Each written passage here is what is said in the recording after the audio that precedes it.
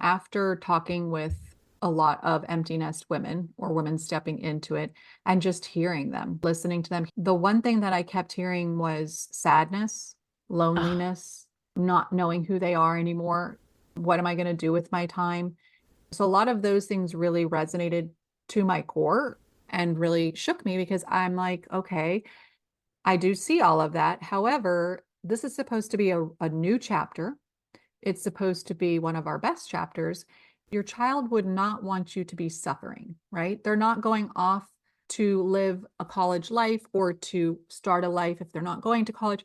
They're not doing any of that in hopes that they're going to make you sad. And so when we're starting in this phase, one of the things that I really found is there's not really a group, there's no tribe. no. Welcome to the Menopause Disruptor Podcast, formerly known as All Things Menopausal. I'm your host, Mary Lee. Menopause is often shrouded in stigma, misunderstanding, and limiting beliefs perpetuated by the medical community and the media. But here's the truth. Hormonal change is a natural part of life, and it deserves to be embraced, understood, and celebrated. Thank goodness we are witnessing a remarkable surge in attention to women's hormone health, fueled by influential celebrity figures, forward-thinking and educated medical practitioners, politicians, so many more who are openly discussing this crucial stage of life.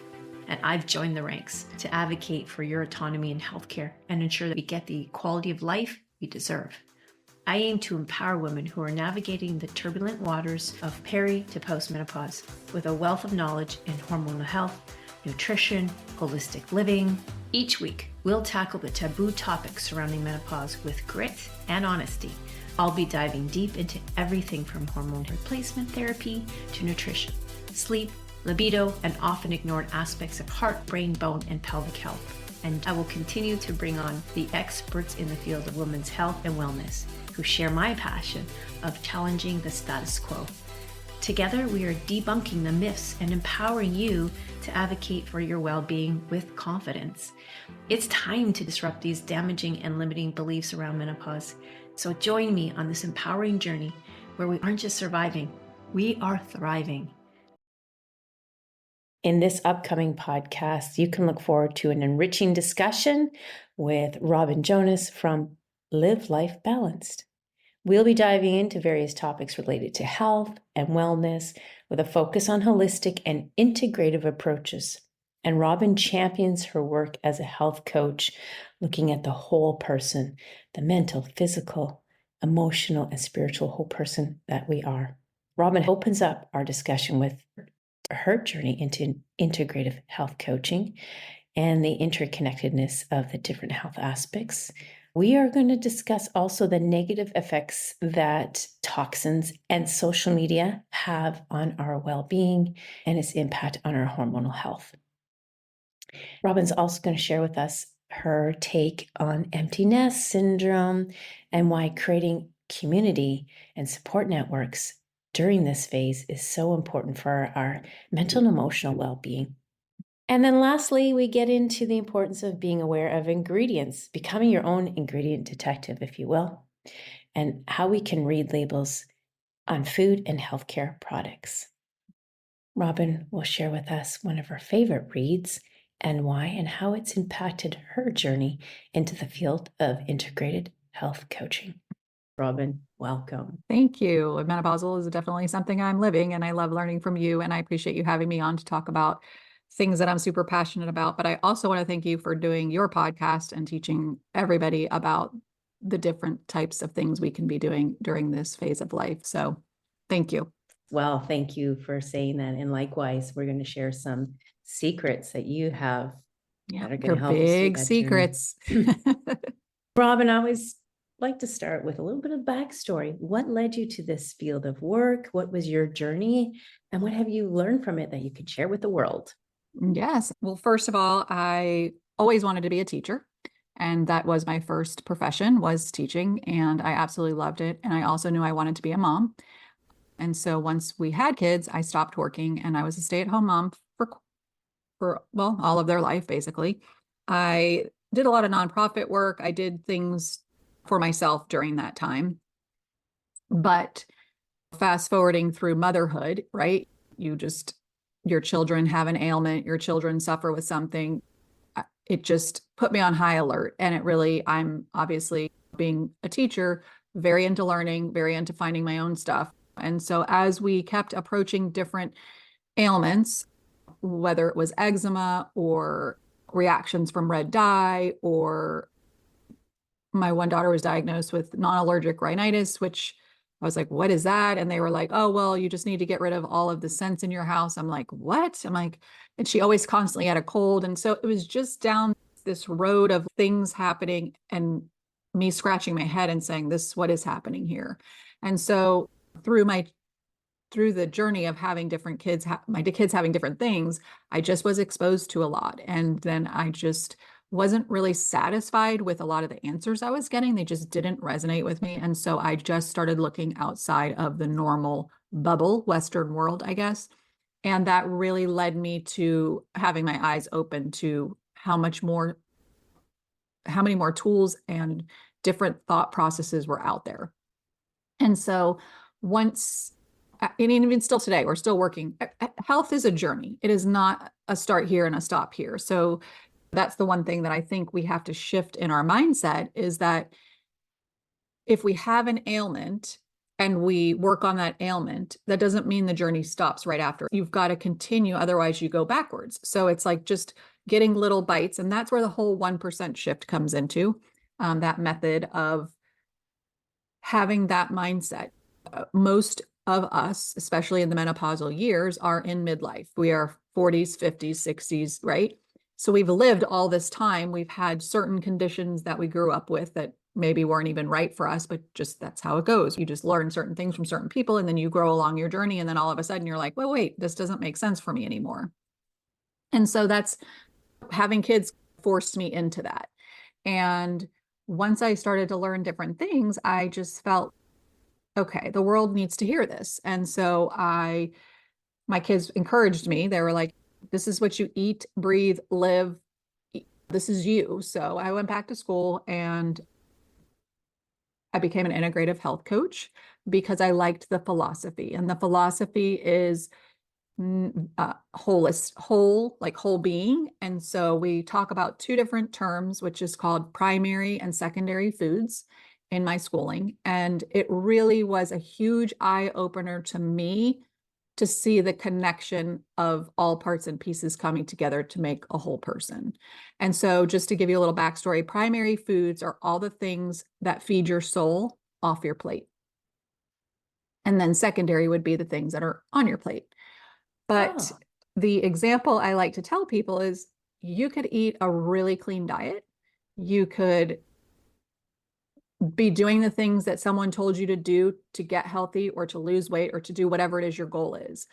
But at the same time, if you're in a toxic relationship or you're in a career where you're completely burned out, you're never going to achieve the wellness that you think you're going to get from just doing the one part because we're a whole being. And I think Western medicine has tricked us into thinking that everything's departmentalized. You go to the heart doctor, you go to the kidney doctor, you go to the endocrinologist, but nobody talks to anybody else. And if we really take a step back and look at our body, we're a one whole being. So if something's happening here, something else is probably happening over here that we're just not aware of or addressing. That kind of thinking in my schooling really opened my eyes to a lot of things. And so in order to make these kinds of changes, it's not overnight. You've got to really pull back the layers. You've got to see, what were you conditioned to? Does it actually serve you?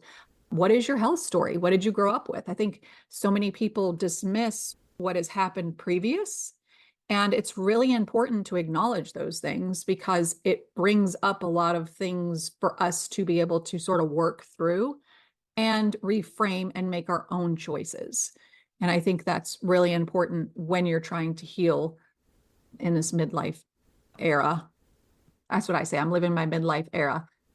That's where the whole 1% shift method grew from. That's where non-negotiables grew from. And my morning routine is my non-negotiable. And we're going to talk about what those mean. Absolutely. And everybody's non-negotiables are going to be very different. So that's how I've stepped into this. But then I mean, my gosh, since podcasting, my whole world has changed. I mean, so it's just a growth.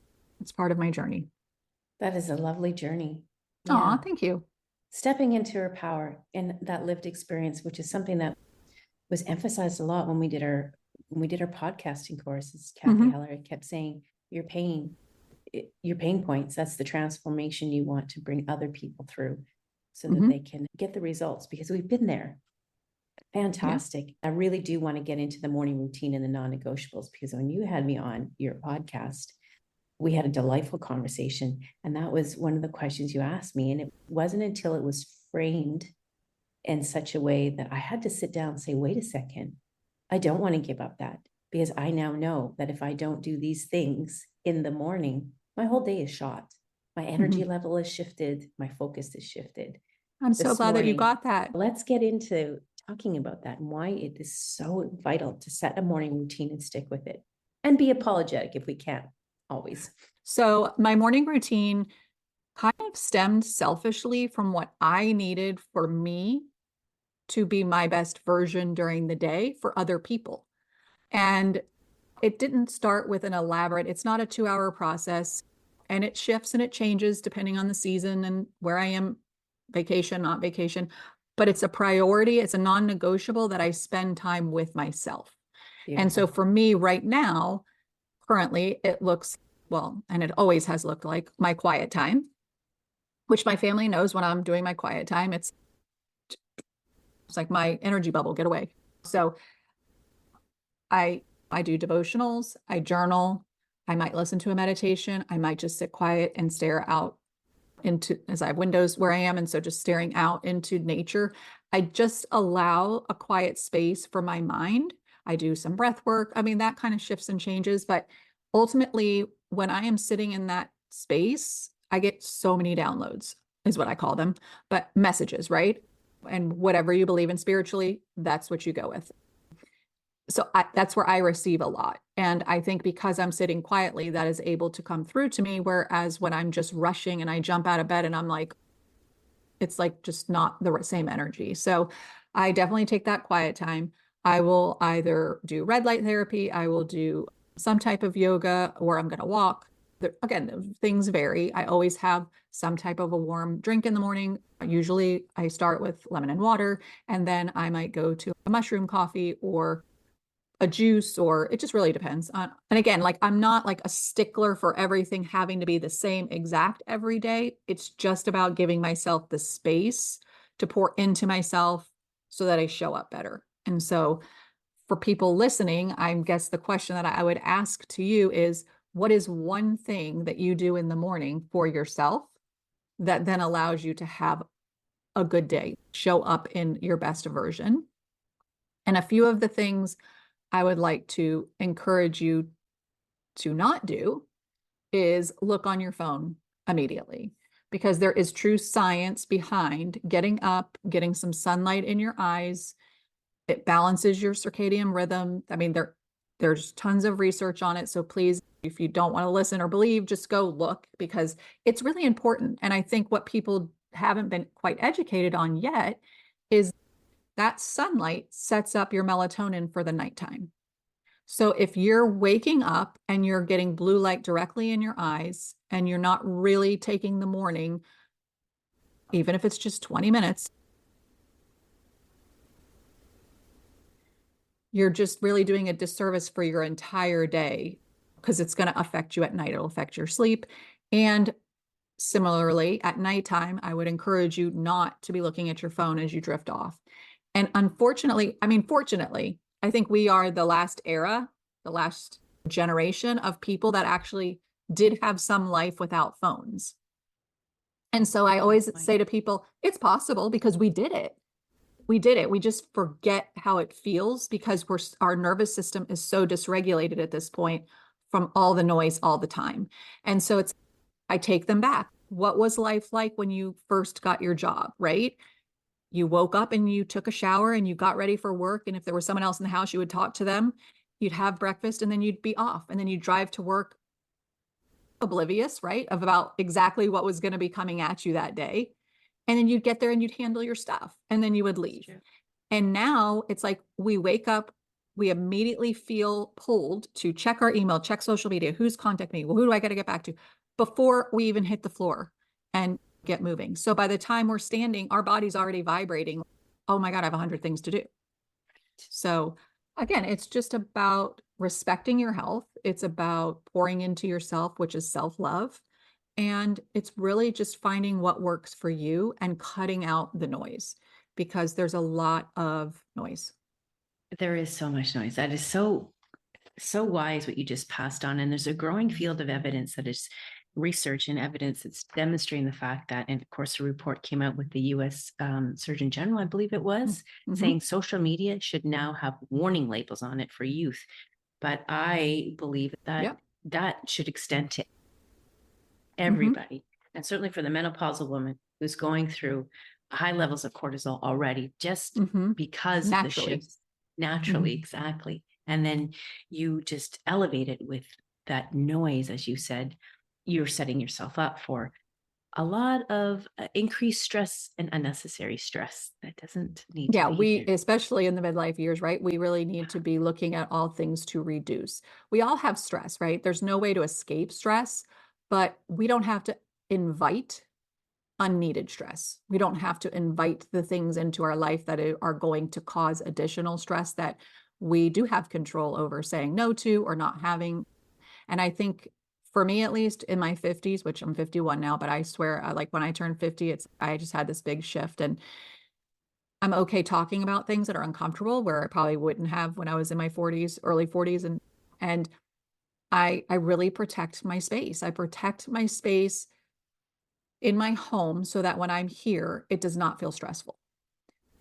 And if you come in my house and it feels stressful, then I have to have that conversation, like not happening. So, and again, everybody's different and everybody's level of what stress looks like is different. But I just invite you to get curious, right? Get curious and investigate like during the day what felt stressful.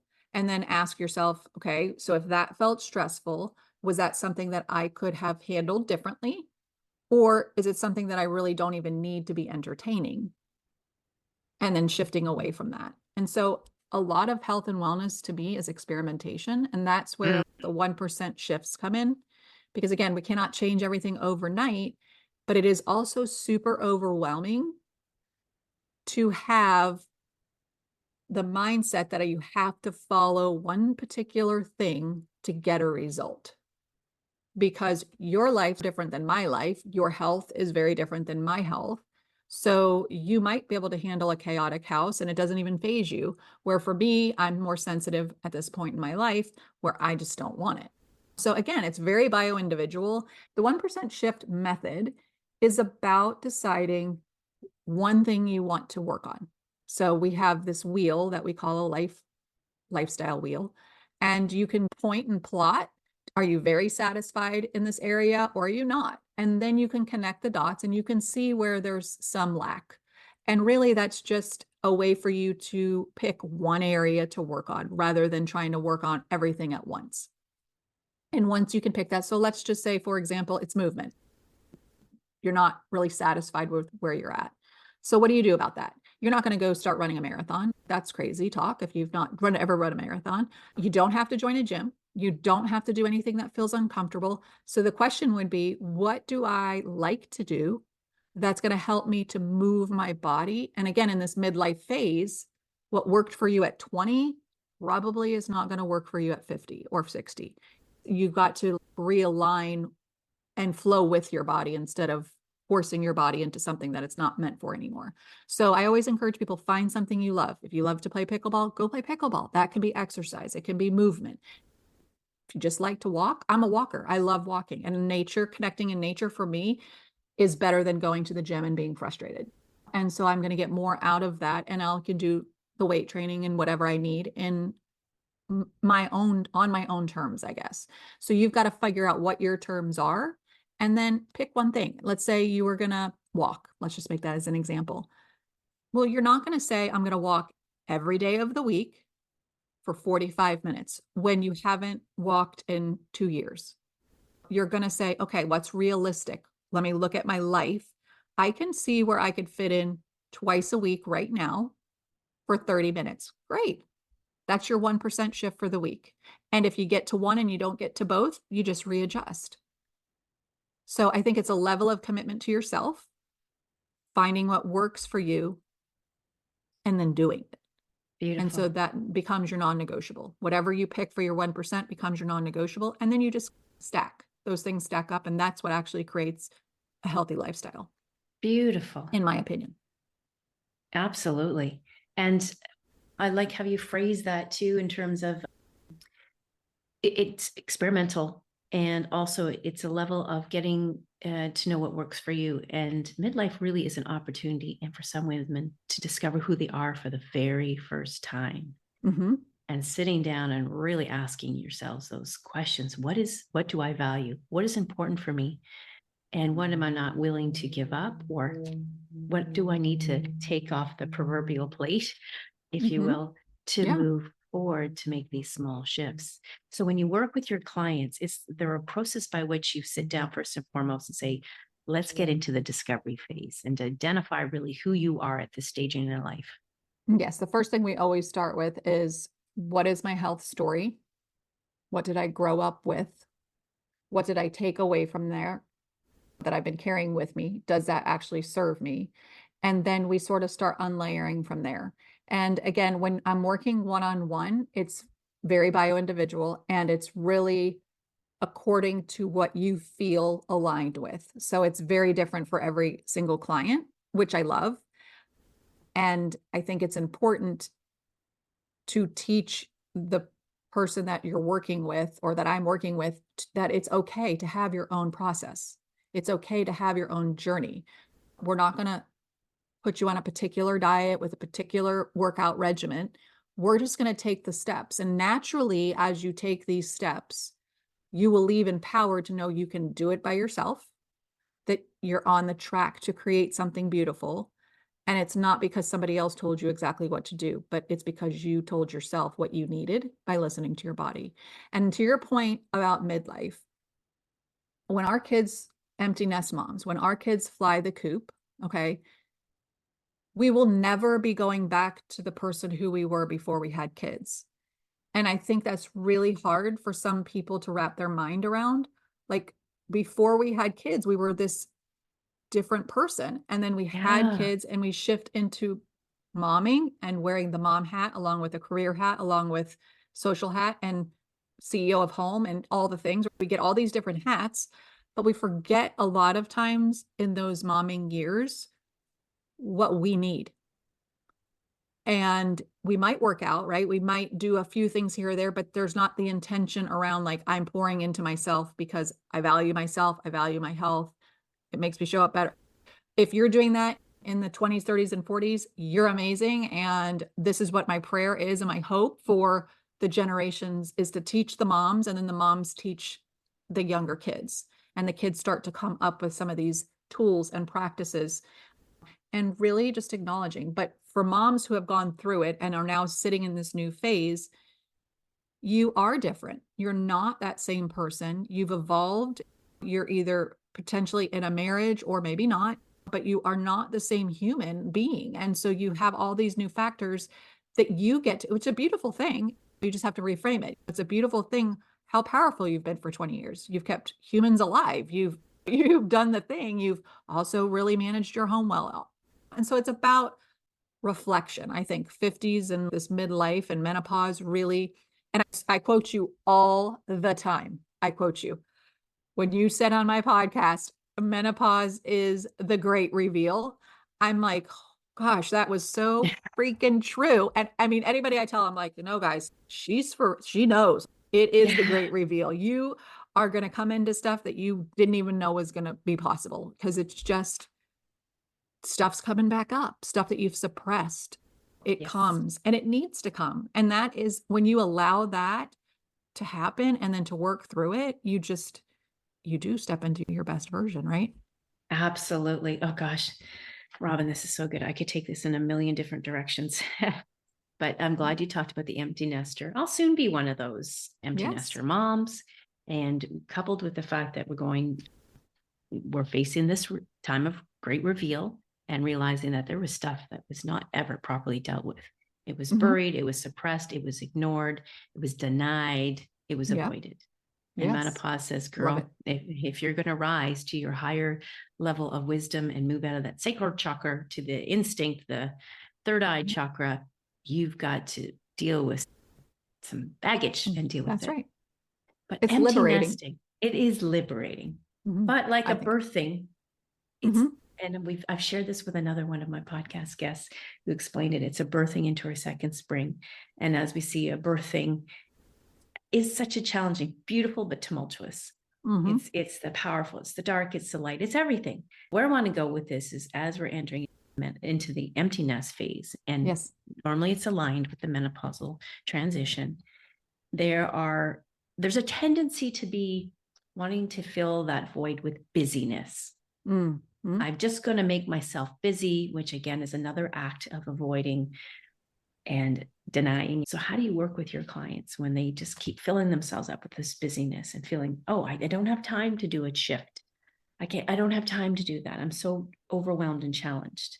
And then you unpack this. Well, what are you doing to fill your time? Exactly. First and foremost, after talking with a lot of empty nest women or women stepping into it and just hearing them, listening to them, the one thing that I kept hearing was sadness, Oh, loneliness, not knowing who they are anymore. What am I going to do with my time? So a lot of those things really resonated to my core and really shook me because I'm like, okay, I do see all of that. However, this is supposed to be a new chapter. It's supposed to be one of our best chapters. Your child would not want you to be suffering, right? They're not going off to live a college life or to start a life if they're not going to college. They're not doing any of that in hopes that they're going to make you sad. And so when we're starting in this phase, one of the things that I really found is there's not really a group, there's no tribe. And what I mean by that is when you're first getting married, all your friends are getting married. You start to have babies, all your friends are having babies. You find those baby groups, right? You go to these mommy and me play groups, not because your baby can play, but it is for survival of self, right? It is you go to these places and you have somebody there who's going through the same thing, who you can vent to, they can give you ideas, they become your sounding board and your tribe. And then you move from them and you go to the school, right? So then the kids are in school, whether you homeschool, regular school, private school, you come into a tribe. And so you're given this tribe, whether it's through sports, classroom, PTA, whatever it looks like for you. And you then grow this other tribe that happens around your kids' friends, parents, if they're in sports, the sports parents. And so you grow a different tribe, but you're still being surrounded with people who are living similarly, right? And so you have that. And what I felt was when you get to this empty nest, there is no tribe. Like at least here where we live, there really isn't a tribe. And so that was my goal, is to create this tribe for people because we deserve it. We need it. And why shouldn't we? Right? Because mm-hmm. if I'm in a tribe with, and I'm in a community of people who get it, whether you have one child out the door, both children out the door, whether you're just coming into your senior year, there's so much emotions and shifting of changing that happens. It is really nice to be in community with people who feel it, but also people that have walked ahead of you. Because, and that's why I like all the different, I guess, steps within empty nesting, like whether you have one or what, because you got to surround yourself with people that have been there and then you're that person for them. And so it's a helpful situation, basically. I think with empty nesting, we tend to keep ourselves busy because for 20 plus years, we've been just keeping ourselves busy with all the kids' things. True. And it is uncomfortable, but very necessary to start doing that inner work. Because if you don't do the inner work and you keep suppressing the things, you're going to invite disease. You're going to invite sadness more so. And who wants to do that? You've done your momming. And let me explain, people that maybe haven't actually stepped into empty nesting, your kids still need you. They're not going anywhere. They might not physically be present, but I think depending on the relationship you have with your children, they really value you differently. because now they see, oh, my mom actually does know a thing or two. It's like, my mom, I'm going to call her because I know she will be able to help me walk through this. I know that she will have some type of ear to listen or advice to give or whatnot. And so that's, as a mom, that's what I try to do with my kids, is just invite conversation, because they still need us. They're not really, I don't, whoever made up 18 is an adult, I would like to meet them, because it's so not true. Especially in this day and age where our children are having a hard time to find a place to live that is affordable so that they can actually Yes. leave the nest and go Yes. spread And their that's wings. a whole nother dynamic, right? But you have to help them, support them, not help them financially, but support them in understanding these steps are real and they are adulting, and this is how you do it. So you've got these choices to make. And so just laying out things for them is sometimes all they need. And sometimes they need a little more, and sometimes they need a little less. I think it just depends on your child and Yeah. where So they're let's at. talk. I'm curious. Let's talk about the structure of your empty nest community. So this is a virtual community, or is it a physical It is. So we've location? done one live event, and I will continue. It's still being structured. So I'm planning on launching it full force in the fall. So Nice. we've done one in person, which was so much fun. And the feedback was great. Everybody felt seen and heard. And we did some I don't even know if we actually got to journaling, because I had all these things planned, and then you know how we get. And so, but I paired people up, and people that wouldn't have known each other. And it was randomly, but they got paired up. And so they got to share. And I think so much of my group is going to be about having the space and ability to share and feel safe, and then be able to be seen and heard in a way that's going to help them to move forward in their journey. So it will be here where I live. We will have some definite outings. Like tomorrow night, we're going to line dancing. So we're going to do some things like that. But then ultimately, it will become virtual, because not everybody's going to be able to come from all over. And I want it to grow to a space where you can meet your new best friend that lives in Colorado. It's It's there's no fantastic. reason. I mean, we need to utilize the goodness of not social media, the goodness of technology, where it can cause a ripple effect of goodness. So that is what's coming in fall. We're going to do, I don't know what you guys do where you live, but when we go into kindergarten here in our elementary school, they do a boohoo breakfast. So like kindergarten Yeah. moms can go in and they can boohoo together or whatever. So I'm just I love I'm that. just going off of that. And so we're just going to have a half day of just like a gathering, but I don't know if I'll call it boohoo, but something like that, where once the kids are off to college, we can come together, and I want the community to be what they need. So it's going to be a lot of kind of trial as we go, if you will, because I don't want it to be so structured that if it's not working for somebody, that they feel disconnected from it. So that's going to be what the group is. That is And fantastic. in that, we're going to talk about health and wellness, of course, because Of course. that's what I live, eat, breathe, and love. Um, You could literally call it the Boohoo Club. What I the mean is that boohoo, I love that. because we cried when they went off to kindergarten, That's we'll right. cry when they go off to college, Yeah, university. that's right. And but we want to bring in all the boo, which goes right back to what you said at the beginning, is we are the whole person. We are the physical, the mental, the emotional, the spiritual. And Yes. I love woo. My listeners know that. There she goes again. And I think just by saying those four components, that is really all things I create. Those are my pillars, because if we Mhm. don't create something within all of them, there's again not going to be that lack somewhere. And so it's about really focusing on those particular areas and how we can help people grow in each of the areas.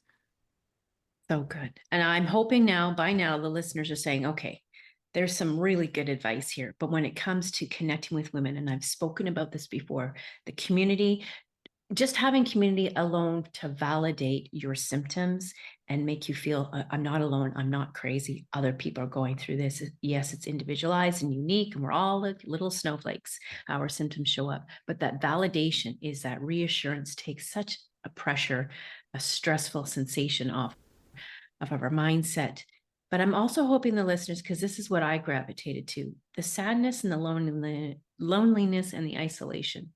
Now, of course, there's a lot of information and data out there that says that menopause is met with depression and Yes. anxiety, panic even, and that stems from a lot of those past unresolved issues. They do tend to come up, but dealing with those areas alone, and I'm hoping that those listeners will start to realize, one, again, they're not alone, but that it's really important to address the sadness, aloneness, and the isolation that comes from this.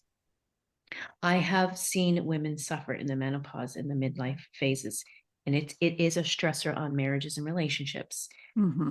be it with a significant other, our partner, our children, even with our friends. But if it's not properly addressed and it's allowed to fester like a bad wound, if you will, suicidal tendencies in women in their late 40s is a very high percentage. I learned that from Dr. Fiona Lovely, of the host of Not Your Mother's Menopause. Alarming, shocking. And I can't stress enough. And what you're doing, Robin, with this empty nest community, I can't stress enough. Find a community, whether it's virtual, whether it's in a physical space, find that community, find your people, find your Mm-hmm. support network. And I applaud you for launching this. Perfect timing, the fall when the kids are going off to school. Great time to address it right away. Don't let that fester, because then it has a cascading effect on how we eat, on how we sleep, our stress management, and then we land ourselves right back in this situation. I can't figure out why I can't lose this extra 20 pounds. That extra 20 pounds is that a stress that you have put on yourself. We Mm-hmm. can get into that, and I do at great length and with other topics in my blog, but I'm really impressed of the direction you've taken this in. But of course, we always want the proof is in the pudding. So share with us a success story, maybe of one of your clients, and where she went from A to Z, and what has she discovered in that journey working with you?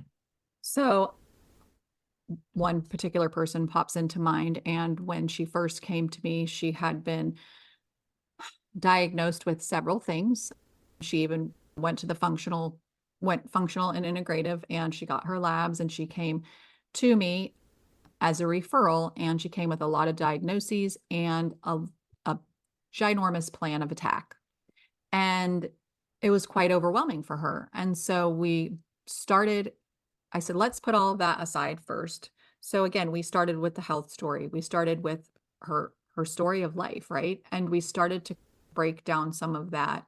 And we eventually did get to addressing all the other things. Mhm. But I really feel in my heart of hearts that when you address the emotional component, when you address the underlying things, when you can get in touch with yourself, that is where you see the greatest transformation. And so we did address all the things that the doctor asked. We looked at lifestyle, we looked at food factors. She learned how to be an ingredient detective, which is my favorite thing to teach everybody and anybody, because you cannot make good decisions unless you understand how to read your ingredients, because labels lie and there's a lot of greenwashing. So we attack food, we attack products, which cleaning and personal care, those are very big, full of toxins, full of things that are endocrine disruptors, wreck our hormones. You name it, there's a lot going on there. So we really work to get some knowledge, because I feel like knowledge is power. And so as we worked through, and she got to just really get a glimpse and understanding in each of those areas, and then some self areas, right? Like movement, spirituality, emotions. Again, it's getting people to recognize that it's the coolest thing when you can bring something up that was an old something, and you're in a place where you can then look at it and say, oh, now I understand. Now I can see why I have this particular trait and why this triggers me, because now I know where it comes from. But how is that serving me? If it is not, what can I do about it? So we have lots of tools and lots of tips that we go through. And again, it's very bio individual, because everybody's life has been so different over these years. But as she walked through and she found tools and put them in her tool belt, and it's again not a one-stop shop. She's still living the same way. She had great success. She got off a ton of medication. She found worthiness in herself. Beautiful. She's lost 40 pounds, and that was a byproduct because there was no diet. There was no restriction. It was just about learning how to build a plate and learning why these foods are important and what the value and the fuel they can add to your body. So it's a lot more like that. So we added a bunch of stuff in, which just then weeds the stuff out because you're satiated. You don't really go to the Yeah. snack. Yeah. So you just start building. You start building the good habits, and the bad ones just sort of, not even bad, but the ones that are not serving just sort of fall to the wayside. And when she went to the doctor and she got off medication, because her lab showed that she had healed in some areas, so she was able to get off. She was more excited about that than the 40 pounds, even though that's why she came to me in the first place. So I just Fantastic. think everybody's journey is different. And depending on your commitment level, no one's going to motivate you. You have got to motivate yourself. And Mel Robbins has this amazing thing where she does 5, 4, 3, 2, 1, go. And Yes. I, it's gold. It's nothing, but it's pure gold. No one's coming to save you. You have got to save yourself. A little tough love here and there when it's needed, but also just being there for people and understanding where they're coming from and what they've been through. And I think a lot of that is just validation. We're just seeking validation. We think we're seeking validation from other people, but then when we get down to it, it's really validating ourselves and loving ourselves. Adding what the body needs, the whole body, the spiritual self, the Mhm. emotional, energetic, physical, mental. I love how you put that, and the rest of the stuff just falls off because there's no room for it because you just filled it with Exactly. goodness.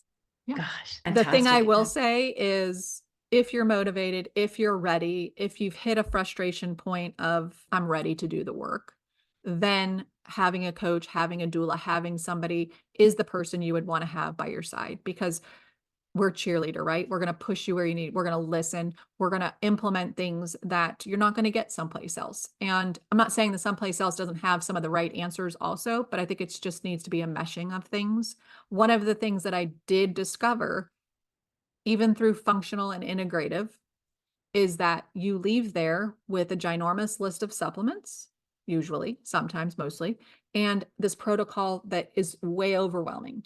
And they're not going to be able to implement it. And therefore, the Mm-hmm. success rate isn't going to be as good. And not because it shouldn't, it's just that it's Mm-hmm. too much. And even though they spend they spend an hour ish with you, which is amazing, they need more. People need more than that when they're first starting out. They need a guide. They need a cheerleader on the side. They need someone to be able to say, hey, like, I've got this going on. So that's what I'm for. I'm for like support, like supporting people through their journey and then just sort of like pointing them and having them take whatever roads they decide. Because You it's know, we truly could. up to us. It is. You're in the Mhm. driver's seat. You're in control. You make those decisions And with that one of the things I really want knowledge. to say, and you can agree or not, because you are the menopause doula, but I feel like in this phase, because of the shifting in hormones, some tend to be more anxious. Some tend to have a lot of fear, doubt, just ruminating thoughts, if you will. And one of the things that I think, again, in our society, we're looking for the answer to get rid of. And I think if we could flip that script a little bit and recognize that it's showing up, but it doesn't have to drive. And that when you said driving, that's what made me think it doesn't have to be the driver of your life. It's there for a reason, right?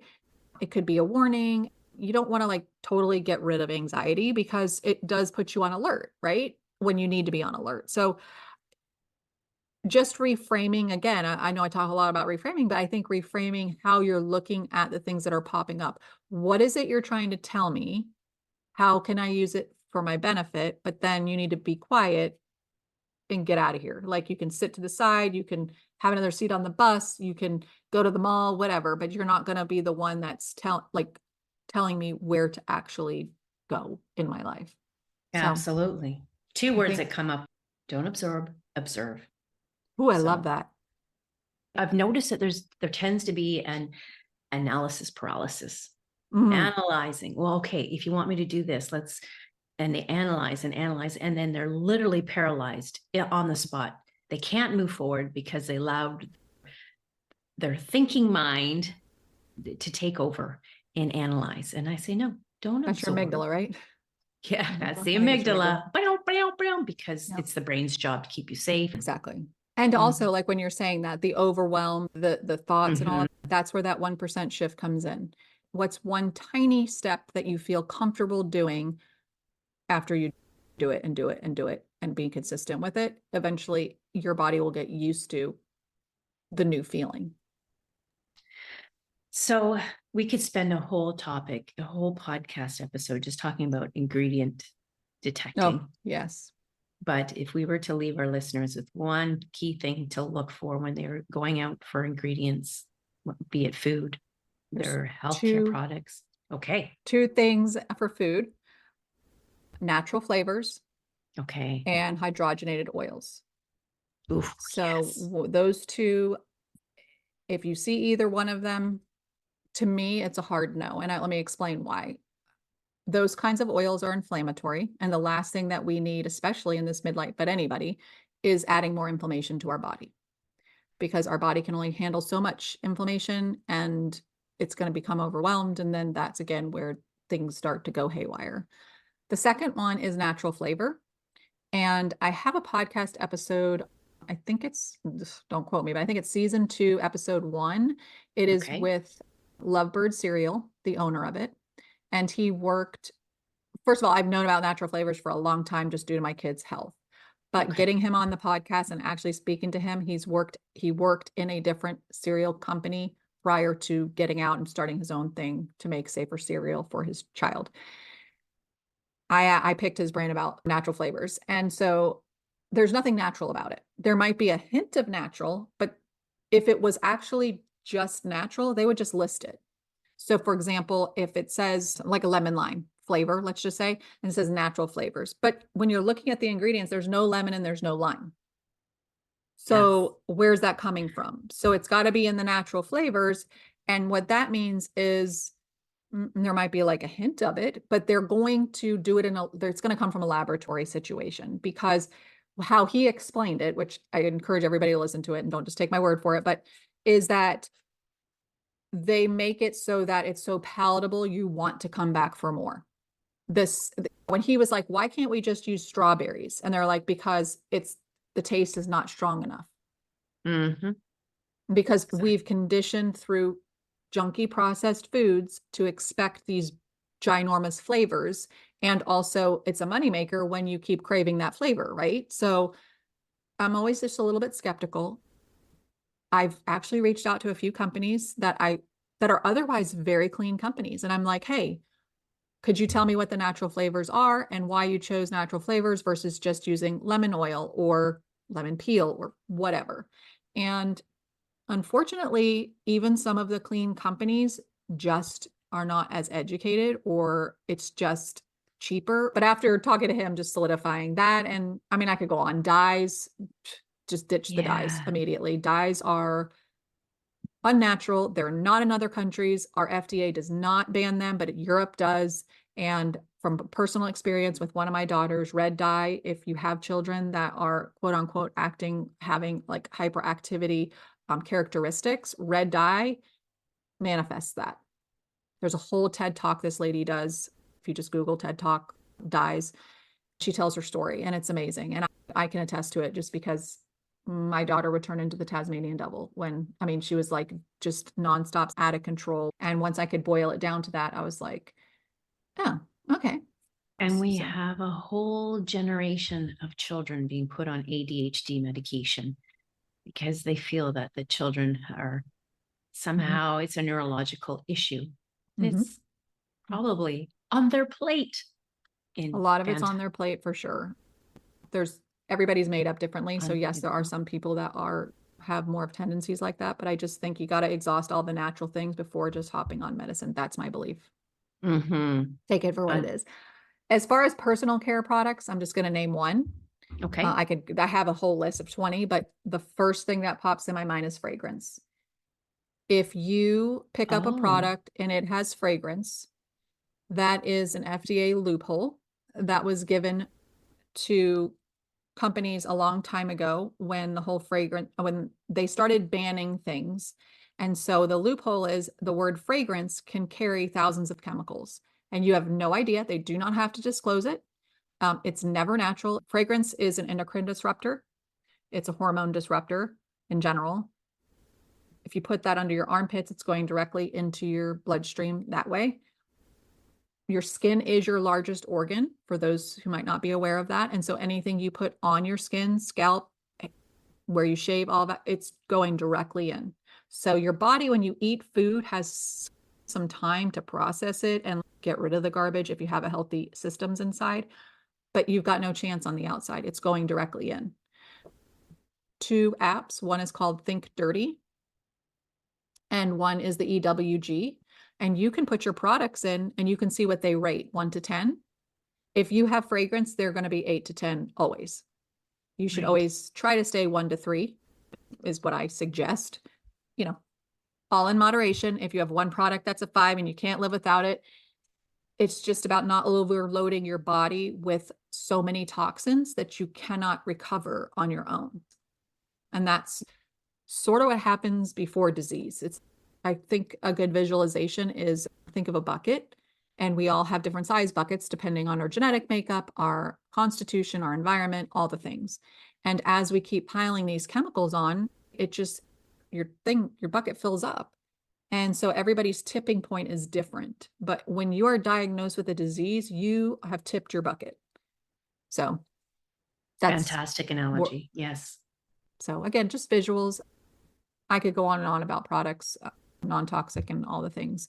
Cleaning products is the other thing, fragrance, all of that. But it's come a long way. You just have to be a detective, is the best way I can put it. You've got to understand what it is you're buying. Because again, we can't really rely on the government to make good choices for us. We really need to put that on ourselves. And the only way that we can vote is with our dollars. And so when we vote with our dollars and people stop buying certain things, then they will have to shift because there will not be a choice for them because there will not be the same funds coming in for those foods. So going back to that wise woman philosophy, again, another Ayurvedic principle that we are entering into the age of wisdom. Women get wise by getting to know who you are and really detect, investigate the environment around you and the environment within you. Mm-hmm. That is the Love philosophy right there. All right. Share with our listeners where they can find you. I'm sure there's so many out there that would be excited to learn more, even your podcast or work with you. Robin, this is fantastic. So where can we find you? So my company is Live Life Balanced with Robin. I have a website. Those are my social media handles. I'm more active on Instagram, TikTok starting up, but I'm an old lady, so it's taking me a little bit of time to figure out all of that. And I rely on my children, but I'm still trying. I'm still shifting and growing in that area. And then my podcast has had a name update, and it is Healthy Lifestyle Habits for Midlife Mamas. I love it. Beautiful. So that felt more aligned with where I'm going, or I think I'm going right now. We'll see how it goes. But yeah. So that's where you can find me on Apple and Spotify. And on my website also, I have several freebies. So please go pick them up. One is an ingredient list, one's non-toxic home. So there's different freebies just to start learning. That's what I encourage everybody leaving today. Just do one thing to start learning something because it's better than learning nothing. Absolutely. We'll get all those links in the show notes, including those 2 apps that you recommended as well. Fantastic. Just a wealth of information, Robin. I thoroughly have enjoyed our time together. I normally ask my guests what their favorite book is. So if you want to share, I would love to also include that because sometimes the book that we're reading, the one that really resonates us most, has had some kind of influence on our journey. So what is your all-time favorite read or what are you currently reading? Gosh, well, I've read a lot, and it's funny because I was not a child who read growing up. I really despised reading, but I like to read things that resonate with me. And my brain is having a menopause moment. Something joy. What did I tell you? Oh, let's just Relentless joy. Sorry, gosh, my brain. So this book is written by a gal named Rachel Joy Barbeau, And she came into my life through my brother. She wrote this book and she's a national speaker. She goes around, she talks about the mental health battle plan and all this other. But anyways, her book is called Relentless Joy. And it's not just a book. It is like a book, a workbook, a life-changing experience altogether. And I would recommend that to anybody and everybody that is even not understanding, wanting more joy, just really wanting to do some soul searching and digging. It's just it's beautifully written. It is a memoir about some of her life, but always shifted to how you can apply it to your own life. And it's beautifully written. So it's been my favorite and I've been recommending it. But I like all sorts of anything health, wellness, menopause, Alzheimer's, dementia. My mom has, so I'm like learning all about that. So I'll Get Off Your Acid. That was the very first book I ever read that blew my mind. Great. So We'll get those in the show notes as well. sorry, I can't just pick one. I mean, it's too I many, know too we many can't. goodness. It's just exactly. Well, thank you so much for being here, Robin. I thoroughly enjoyed reconnecting Thank with you. you, I my know, I loved community, it. our Yes. podcast community. It's been wonderful.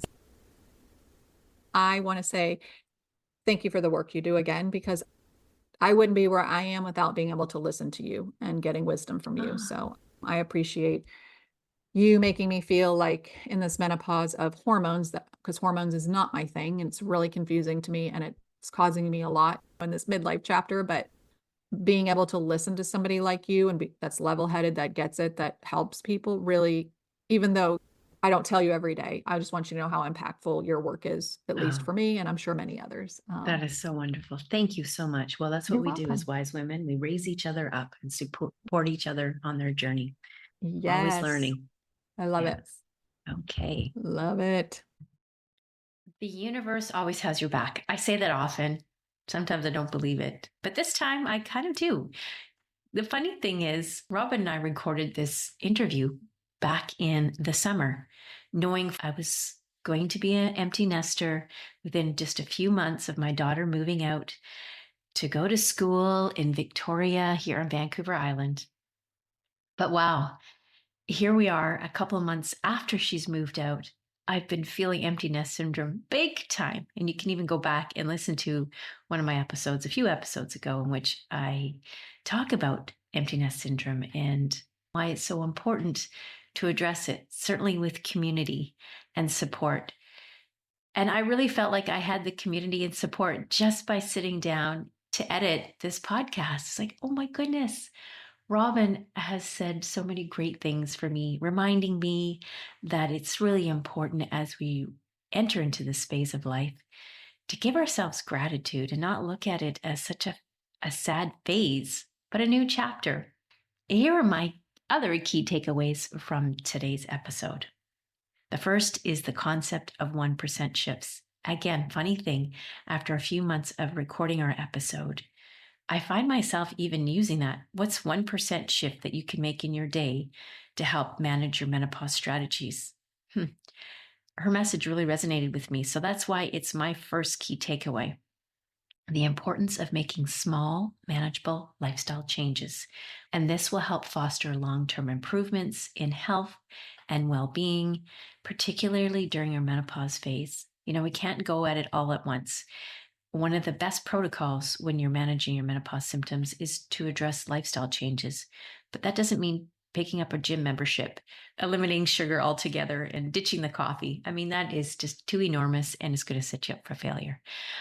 So those little 1% shifts, small, manageable goals, smart goals that you can make for a long-term change, a long-term improvement. And the second takeaway, importance of morning routines. I love that, the non-negotiables. And why establishing a morning routine is so vital, because it sets us up for success, giving us a positive tone for the day. And Robin encourages us to identify those non-negotiable practices to help us feel energized and focused. For me, my non-negotiables, starting my day off with meditation and some breathing exercise. And I have a cup of warm water with my probiotic. It's taken all of a few minutes, and I feel like I've grounded myself and I'm ready to take on the day. Third takeaway, community and support. Our discussion highlights the necessity of having a supportive community. This has been repeated many times often in this podcast, and it bears repeating.